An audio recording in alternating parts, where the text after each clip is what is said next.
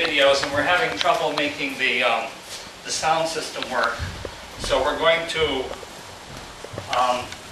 do a missionary kind of thing and play the laptop speaker into the microphone and see if that works. Okay? If it works, this first video will be well worthwhile, I think. This is, I've learned with your generation, you cannot listen to a talk without having a commercial first. Think Hulu, okay? So, this is a word about the bottled water industry. You ever see that commercial where the guy sprays himself with body spray and suddenly he's surrounded by several dozen beautiful women? Or the one where the NBA star sucks back a sports drink and suddenly he can slam dunk a basketball? I've even seen a beer commercial once where there was a guy in it who I know for a fact has never consumed a beer in his life. What if you two wrestled over it? Anyway, now I'd like to believe that we're all smart enough to know when a commercial is feeding us a little malarkey, but there's one industry in particular that's been very effectively and very dangerously misleading. It's the entire bottled water industry. They've been hitting us over the head with images of glaciers and fresh mountain springs. They've been hard at work to convince us that bottled water is far superior to that of tap water. So, I mean, what is it anyway? What's even in here? I'll tell you. Guelph tap water. Now, is that bad? Is that dangerous? No, it's fine. It's good. Guelph tap water's good. Drink it. It's just not exactly the thing we've been told it is, you know? Okay, I'll make you a deal. You give me 90 seconds, and I will give you 4 reasons why not only is bottled water not superior to tap water, it is inferior. Here we go. Number 1, price. Depending on where you live, bottled water is anywhere from 240 to 10,000 times more expensive than tap water. Here's a free life tip. If somebody's ever trying to charge you $10,000 for something that's only worth $1, that's a scam. Number 2. You see, there's all kinds of chemicals swirling around in the actual bottle itself, and that means eventually there's all kinds of chemicals swirling around in the actual water. And when you drink the water, that means there's all kinds of chemicals swirling around in you. Now, I'm not a doctor, but that's bad. Number 3, the bottle itself. You see, we are consuming way too much plastic for our own good. And even if you're one of those people that is militant to make sure that all the stuff is in the right bin, there's a chance it won't get recycled anyway because we're making so much of it, the recycling plants can't keep up with us. So let's revisit together the first R, reduce. Let's not waste plastic for something that's already hardwired into our house. Number 4, the energy. How do you think the bottle got to the store in the first place? Let's go there. Okay, first of all, you have to make a big, smoky pollutant factory that converts oil into plastic pellets. Then you take those plastic pellets and you ship them out to another big smoky factory which makes pellets into plastic. Then you gotta take the plastic and ship it on a truck to another factory where they fill with water. Then you gotta take those plastic bottles with a cap on and put a big coat of plastic on it, which is even recyclable. And it's sitting on a bunch of cardboard which came from a different factory altogether. Then you gotta get a forklift, pick up all the bottles of water, put them on a truck, and that truck's gonna drive to a different warehouse. And that's when a different truck shows up, picks up all that water, drives to all the different stores, and then you show up at the store, open the fridge, grab the bottle, drink, glug, toss, gone. So, what does all this boil down to? I'll show you. This. For every bottle of water you consume, you're also burning off that much fuel. And all of that could have been avoided if you just used one of these. Okay, so we know that they're being incredibly environmentally irresponsible, and we also know they're lying to our faces. So, how do we shut them down? I mean, they're a multi-billion-dollar corporation, and we're just us, right? Here's how. 5 words. Just don't buy it. No. Water free day on March 11th. Now, if you're one of those people that's already part of the solution and you don't take part in the whole bottled water thing, then encourage other people to. Challenge yourself to challenge others. Search us on Facebook or check us out at bottledwaterfreeday.ca. I'm Derek, in the water, and this has been a Squirrel's Eye View.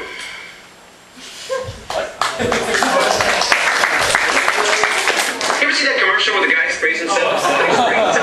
Sorry, I had my repeat. In about 2 minutes, I want to do the next one. The Planet Earth one. Okay. Do you want me to switch to your computer? No, we're gonna go straight. Do you have anything on your computer? No, not right now. Okay. Not between the 2 videos. Okay, that was the funny commercial. This is the more serious one. I wrote a book. Our Father's World, Mobilizing the Church to Care for Creation, InterVarsity Press, $15. Tonight for you, special price, $10. That's crazy. There is no extra charge for the signature if you want the signature. Two other books. I don't know if anyone here might be studying anything having to do with agriculture or that kind of thing. But this book is by my colleague. Guy works with my organization in Kenya, Farming That Brings Glory to God and Hope to the Hungry. It's about a program we're doing there. I don't have time to talk about it tonight. It's called Farming God's Way. The basic principle is if we take care of the land that God's given to us, the land will take better care of us. So Craig lists a bunch of biblical principles here that apply to farming and so on. Or if you know someone who's involved in farming, that might be of interest to you. This is also by Craig, Christ in Creation, Our Biblical Calling to Environmental Stewardship, is more of a Bible study kind of book, whereas mine is more of a theology and narration kind of thing, although it's quite easy reading. So I had one lady told me she read it in one weekend, so it can't be too heavy theology, I guess. Anyway, these are also normally I think $12. You can have these for $10 too if you want. So they're over on the table, and just see me afterwards. And a couple of freebies that you can pick up afterwards yourself if you want them. Brochure about our organization, Care of Creation, telling what we do, why we do it, and so on. And this is kind of cool. We did this for the last Urbana. When we were going to be doing a booth at Urbana as an environmental organization. And Urbana is one of the worst places to be as an environmental organization because you absolutely drown in paper and you drown in styrofoam and you drown. All these other organizations are handing out these little foam globes and all this kind of stuff that's permeated with toxic chemicals. So I said to my staff, we have to go to Urbana, we have to have something to give to people. We want to have a paperless booth, but we couldn't go completely paperless, so this was our entire brochure for Urbana. It's a bookmark, and the symbols here are kind of cryptic. I will try and remember to explain this to you when we get toward the end of the talk. If I come to a verse from Colossians, Colossians chapter 1, and I haven't yet told you what this bookmark means, somebody remind me, okay? Joy, that's your job, remind me, okay? So, yeah. So, yeah, this is an old-fashioned bookmark. You know, it doesn't work with Internet Explorer, it doesn't work with Firefox. It works with Internet Explorer, trust me. But it works on one of these old-fashioned things that you open up and it has pages in it, so, okay? Okay, we're talking tonight about the environmental crisis.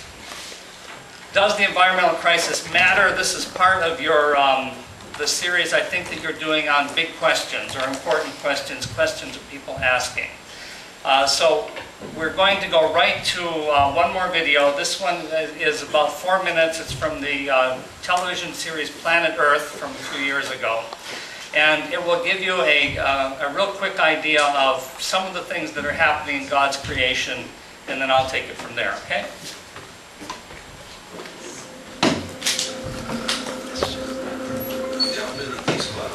Something drastic is happening.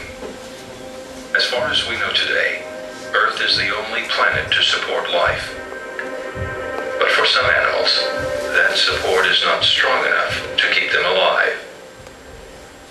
We have perhaps 1 in 4 mammals now on the threatened list. We have 1/3 of all amphibians on the threatened list. So we know that we are progressively pushing more and more species to the edge of extinction. We have lost half of the world's forests, half of the world's wetlands, half of the world's grasslands. We are systematically eradicating many of the habitats that make up the world's ecosystems. I've lost count a number of times. I've visited a field station and worked with a scientist who says, oh, I don't understand it. You know, this place always yields this amphibian, that amphibian. It's the first time ever we can't find them. And the overall sense is that amphibians are really, really collapsing. I think we are faced probably with the extinction of at least half the world's frogs. The situation in the Asian region in particular is extremely serious. Nearly all of the natural rainforest has gone from several countries now, Thailand and the Philippines, and what remains in the big blocks, for example in the Indonesian islands and New Guinea, is now under serious threat, not least because of the huge consumption boom that's going on in China. Intuitively, we all know that how we treat the planet is a reflection of the importance we place on natural resources. we're getting a better understanding today of how there are some basic life-supporting services that the planet provides. Fresh water is a classic example of that. That if we don't put an effort into conservation, we're not going to only make our lives worse, but it's also going to impact wildlife. That kind of straight talk might inspire people to show a greater respect, or perhaps even a greater reverence for our environment. Wilderness always speaks to human beings of transcendence in the widest possible sense. It says you as a human being are part of a system which is not just about your needs and your concerns. Like it or not, you're part of something immense and very mysterious. Immense, mysterious, and disappearing. Landmass quickly shrinks when the human population swells. The term sustainable development is a contradiction in terms we can have no kind of development. We've gone much too far. What we need is a sustainable retreat from the mess that we're now in. Who's really going to go out there and pretend there isn't going to be development in human societies, development in our own evolution as a species, development in the way we help poor people to live better, more dignified lives? What kind of world is it in which there's going to be no development? Everything stops right now. If you want to use these mountainous forests, for example, for the plantations to produce paper or to produce building materials, you can. But you do that at the risk of not having rivers flow and not having rainfall. It seems to me that the issue of conservation of the natural world is something which can unite humanity if people know enough about it, persuade them to change the way in which they behave, to change their view that gross materialism and the search of material wealth is not the only thing in life. This is an opportunity for greatness which has never been offered to any civilization, any generation in any civilization in human history before, to act as a generation, to do the right thing. If we fail to receive that opportunity to act on it, then my feeling is we will become the most vilified generation that's ever lived in human history.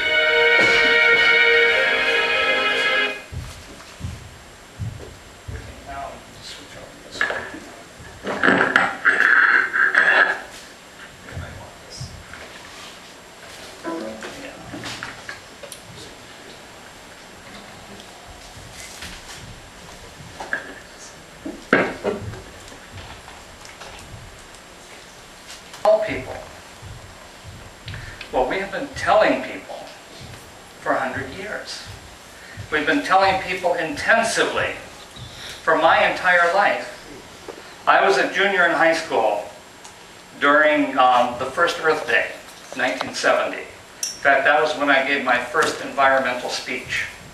My homeroom teacher said, he was in charge of the Earth Day assembly, he said, Ed, you're going to, I think I was Eddie then, Eddie, you're going to give a talk. So he wrote the talk, he gave it to me, and I got up and read it, and I have no idea what I said. That was the beginning and almost the end of my environmental career, because it took about another 30 years before I circled around and came back to it. A long story I'll tell you about someday if you're interested.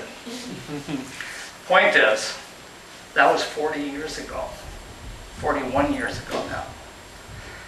Earth Day started what looked like a massive environmental movement. Lots of good things came out of it. The Clean Water Act, the Endangered Species Act, the Clean Air Act, and a whole bunch of other stuff. But it wasn't enough. It wasn't enough. So, what do we do? Well, I think as I answer the question for you, why the environment matters, I'm going to answer it very simply. 3 answers, all of which apply. The first question is, the first thing is a cartoon. The video's messed me up here. After much studying, I've determined the cause of global warming. And what is that? Idiots the world over are spouting their worthless opinions. The excessive hot air is killing us. Before you retort, consider the environmental consequences. In fact, this strikes very close to home because I had